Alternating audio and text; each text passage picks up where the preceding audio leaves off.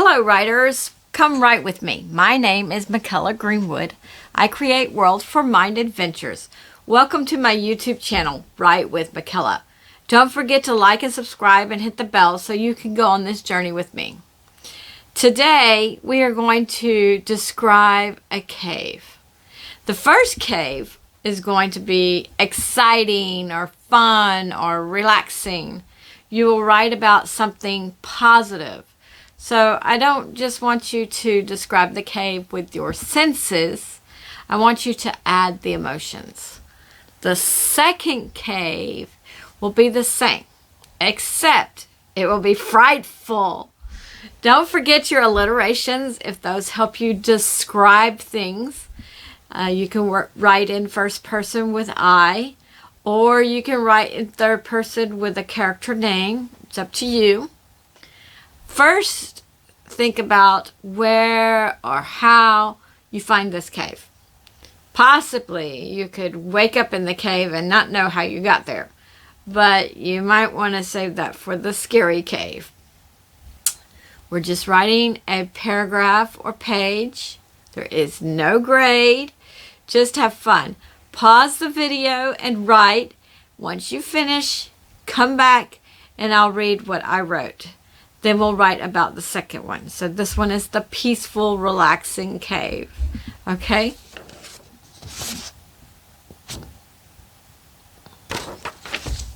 Welcome back, writers. Now I will read about my cave. I am walking across the meadow with knee-high grasses, and the meadow curves down and to my left like I'm on a gentle hill. I walk down the hill, and then lo and behold, to my left there looks to be a cave. I take in the wide entrance that isn't too tall, but is certainly taller than I am. I hear the birds chirping, and I feel a nice, gentle, and cool breeze. I approach the cave entrance. As I reach for my walkie-talkie, I radio my group and tell them where I am and what I found. Then I hook the walkie-talkie back to my belt and I grab my flashlight. As I near the entrance, I hear the water dripping, so I know to be careful and watch my step. The light from outside goes pretty far into the entrance, and it looks like a cavern. I click on the flashlight and gaze around. The water is a peaceful drip, drip, drop. Stalagmites and stalactites fill the cavern farther back and have browns and greens. It is a beautiful, breathtaking sight. Over to my left, I see a small pool of water, and the peaceful drip, drip, drop echoes throughout the chamber, and the smell is an earthy smell. I ease towards the back of the cavern as I watch my footing. I also put on my gloves so I don't disturb the wonderful beauty that nature has in store for us. I know if I touch anything, the walls or the stalagmites, they will feel slick and smooth. But also, the oil from my hand will stunt the growth, and the places I touch will turn an ugly black. As I get farther in, I see 3 passageways that lead off the cavern. We were hoping to go spelunking today, and it looks like I have found a wonderful cave for us to explore. This is so exciting. I can't wait for the rest of the group to get here so we can go down the passageways. While I wait, I just gaze around at the enormous beauty and relax as I listen to the dripping water and as my heart beats in anticipation. Okay, writers, like I said, there is no grade and there is also no right or wrong answer. If you want me to read your description, then send it as a PDF or Word document to writewithmykela@gmail.com. If I decide to read it on the channel, I will need your permission to read it, and that will be an extra video on Tuesdays, or for a Tuesday, whenever I get sent these things. Now that we've relaxed or had some fun, We get to fill ourselves with fright. We're about to write about a cave again. We are using our senses again to describe the cave, and the emotions should be on the scary side. We're just writing a paragraph or a page. There is no grade for this cave either. Just have fun. Pause the video and write. Once you finish, I'll read what I wrote.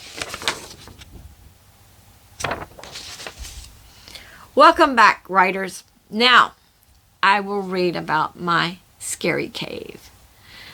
I'm running. It will be night soon, and I'm already losing light. Ahead, I see some woods. I glance over my shoulder, and I'm still far enough ahead that I don't think my enemy has spotted me, but I can't take the chance that they will find me. Finally, I make it into the woods, and I slow down a little bit. The next thing I know, I'm sliding down and down. The slope or slide curves this way, and it is dark, so I don't know my direction at all. Then I tumble into a room. A red light is coming from somewhere, but I'm not sure the source of the eerie light, and the smell is a wretched smell, like when a squirrel gets stuck in your attic and dies. I put my hand down on the ground to boost myself up, and I feel a bone. I can't help but shriek in terror as my heart jumps up into my throat. I quickly clamp my hand over my mouth, but I stay in a squat. I can't breathe.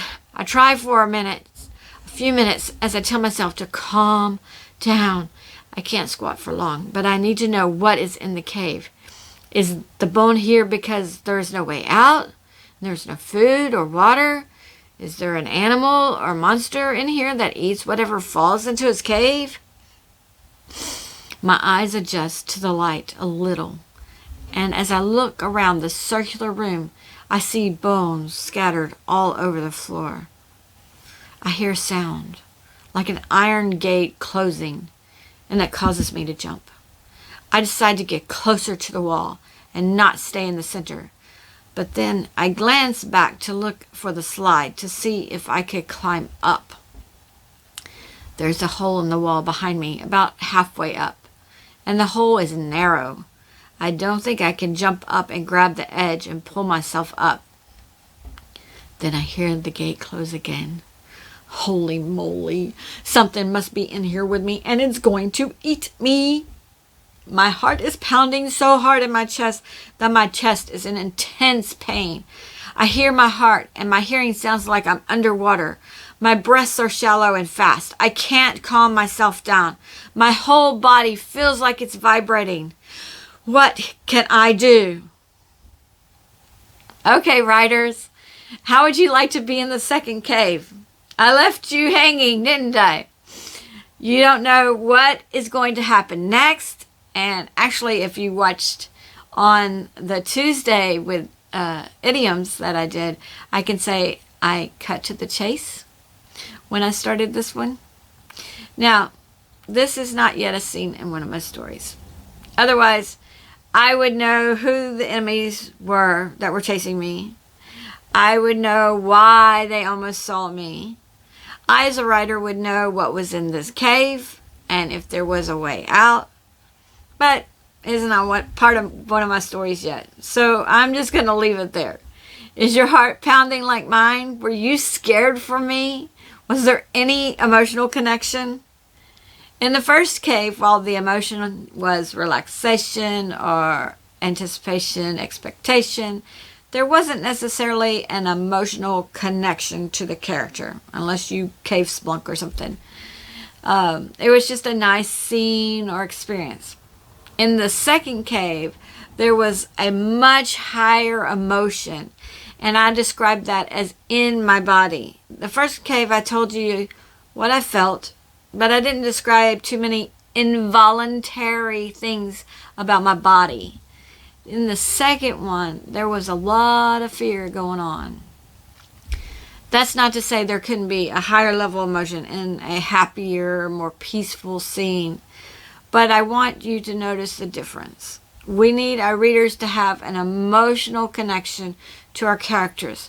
In the second cave, we hope we have built that connection.